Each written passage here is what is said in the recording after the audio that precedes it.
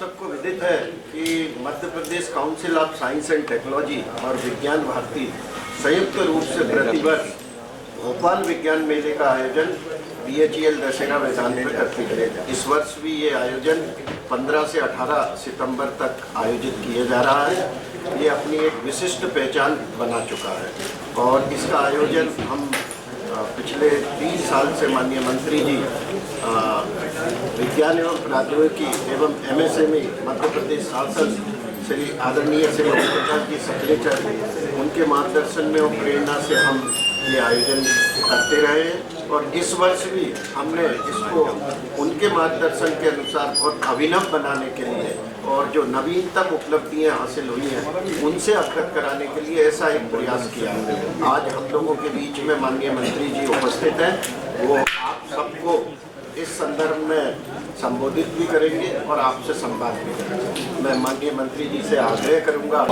से लोग उसका इंतजार करते हैं कि कब उन्हें कुछ नया दिखाने का अवसर। इस मेले में देश की कई संस्थाओं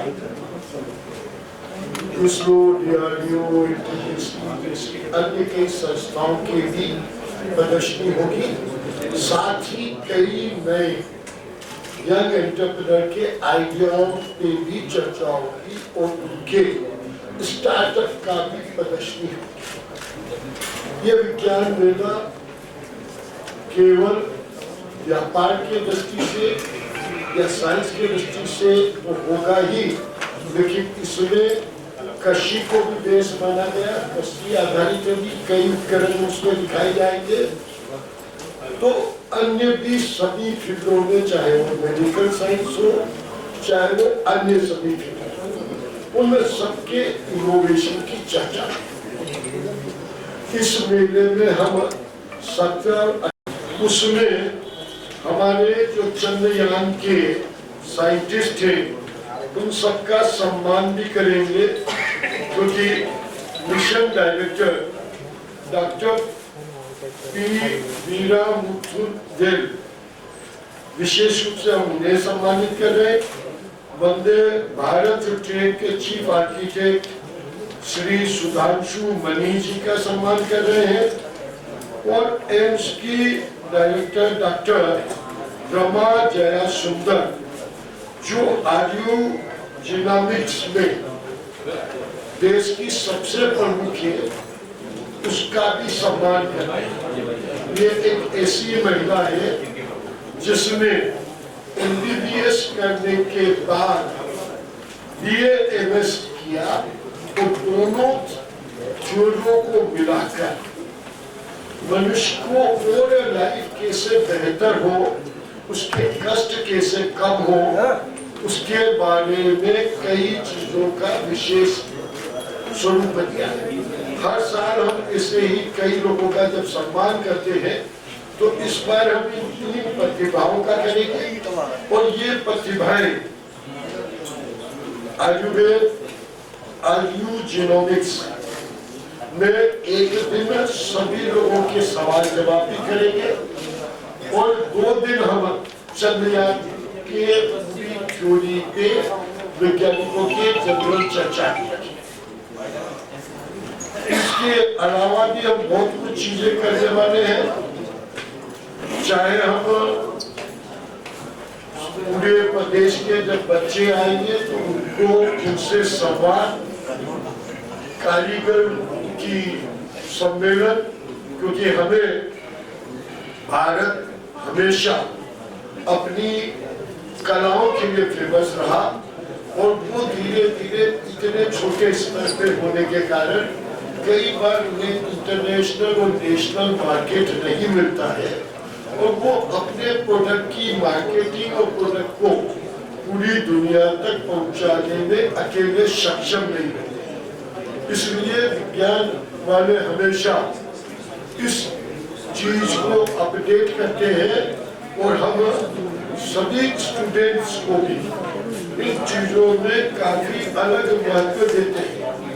मेले में हम कई और हस्तियों से छात्रों की चर्चाएं करते हैं क्योंकि आज एक सबसे बड़ा महत्वपूर्ण बात आ गया, जब हम आत्मनिर्भर भारत की बात करते हैं तो उसमें कहीं ना कहीं विज्ञान और वैज्ञानिक सोच बच्चों में ज्यादा से ज्यादा है।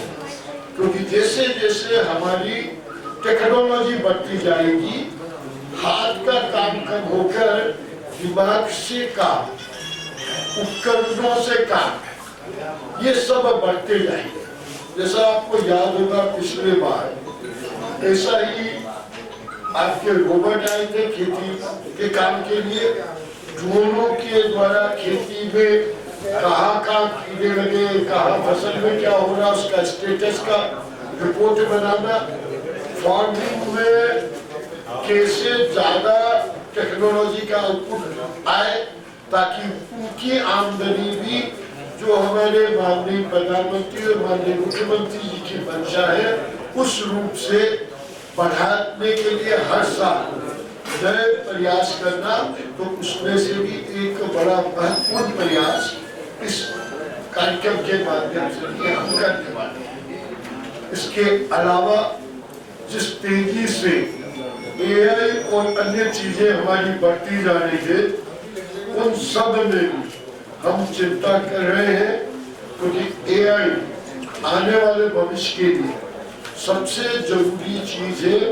और जैसे केंद्र सरकार और मध्य प्रदेश में भी कुछ स्कूलों में हमने एआई का 9th क्लास से सिखाना शुरू कर दिया है अभी नई शिक्षा नीति के तहत, और उसके कारण 12वीं तक जब बच्चा 18 वर्ष को हो तो उसे आत्मनिर्भर टेक्नोलॉजी, एआई और एनिमेशन और लैंग्वेज को सिखाने से वो आत्मनिर्भरता की ओर तेजी से बढ़ेगा। ये मेरा विशेष रूप से साइंस, टेक्नोलॉजी एवं इनोवेशन अमृत काल का विषय को सबसे ज्यादा हाईलाइट करेगा, क्योंकि जब प्रधानमंत्री जी ने अमृत काल में आत्मनिर्भर भारत बनाना और उसके बाद उसे विश्व गुरु के पद तक ले जाना, उसके हर संभव प्रयास, चाहे जैसा आज आप देख रहे हैं कि G20 के माध्यम से पूरी दुनिया में भारत का गौरव, भारत का सम्मान बढ़ रहा है, उसी तरीके से उसको लगातार अलग अलग सभी विषयों में भारत का गौरव बढ़ाने के लिए हर संभव प्रयास में ये भी प्रयास अपनी आहुति दे रहा है। हम इन सब के माध्यम से इस कार्यक्रम को आपके सहयोग से जागरूकता बढ़ाते हुए ज्यादा से ज्यादा, क्योंकि लाखों की संख्या में हमारे इस मेले को देखने पूरे प्रदेश से अलग अलग जगह से बच्चे, वरिष्ठ, वैज्ञानिक, शिक्षक गण पधारते हैं, व्यापारी लोग भी पधारते हैं, और इन सब का एक ऐसा प्लेटफॉर्म जिसके माध्यम से कई नए स्वरूप अपनी स्थिति पकड़ते हैं और तेजी से विकास बढ़े। धन्यवाद। सर, कितने कॉलेज के इसमें पार्टिसिपेट कर रहे हैं, कितने कॉलेज के लोग? अप्रोक्सीमेटली सभी कॉलेज से आते हैं। संख्या सब कॉलेज की सीमित होती है, क्योंकि टोटल मैनेजमेंट में देखा हर तहसील से बच्चे आते हैं। किसी एक तहसील में सभी तहसीलों से बच्चे और सीनियर लोग आते हैं। सर, आर्टिफिशियल इंटेलिजेंस की आपने बात करी और आपने कहा भी है कि बच्चों को जो है AI की बात, हाँ, तो आपने कहा कि बच्चों को स्कूल में सिखाना भी शुरू कर दिया गया है। तो मध्य प्रदेश के कौन से स्कूलों में आपने कोई पायलट प्रोजेक्ट योजना के तहत आपने शुरुआत की है, या उसको लेकर अभी आपकी कुछ योजना और आगे बढ़ेगी, क्या है सर? आपकी जानकारी के लिए नीमच जिले के जहावद विधानसभा में सभी 36 स्कूलों में 9,600 बच्चों को हैदराबाद के स्कूलों के माध्यम से AI और एनिमेशन की क्लासेस चल रही है, और ये कमिटमेंट के साथ, और उसमें ट्रिपल IIT वाले भी अब जुड़ना चाह रहे हैं। उनके डायरेक्टर से भी मेरी बात हुई कि हम धीरे धीरे इस प्रयोग पहले इस प्रयोग का इस 6 महीने में रिजल्ट आए।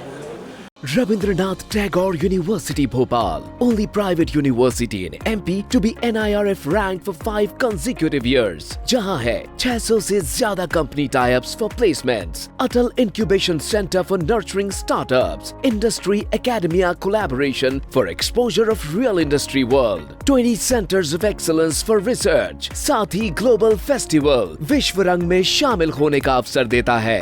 Rabindranath Tagore University, unlocking potential.